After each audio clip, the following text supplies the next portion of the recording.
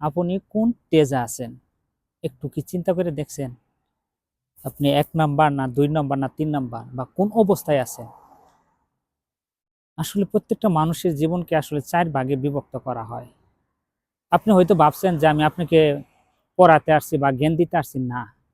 আপনি বিবেককে একটু নাড়া দিতে আসছি।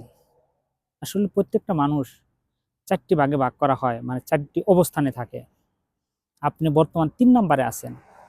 যারা এই ভিডিওটা দেখতেছেন তারা ৩ নাম্বারে আছেন।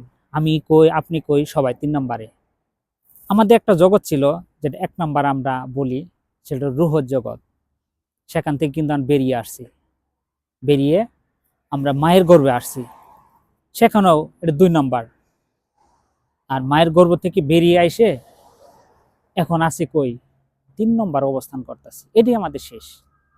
এখানে আইসেও আমরা দেখি বনের সম্পদ দেই না। অন্যের টাকা লুটপাট করে খাই।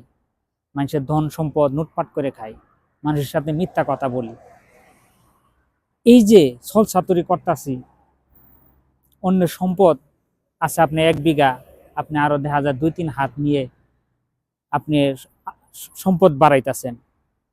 আপনি যখন মৃত্যু হবো, আল্লাহ তাআলা কি আপনাকে আবার ফিরিয়ে দিবে?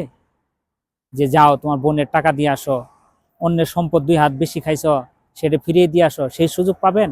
আপনি ৩ নাম্বারে আছেন। তারপরও কি আপনি বিবেকে বাঁধে না? বিবেক কি একবারও নাড়া দেয় না? একটু ভাবেন, একটু ভাবেন। ভাইবে আপনি ৩ নাম্বারে আছেন। যে কোনো মুহূর্তে আপনার চোখটা বন্ধ হইলেই শেষ। এখানে আর কখনো ফিরে আসতে পারবেন না। ফিরে যদি নাই আসা যায়, তাহলে এত রং তামাশা, এত কিছু কেন? আপনাদের কাছে প্রশ্ন আমার।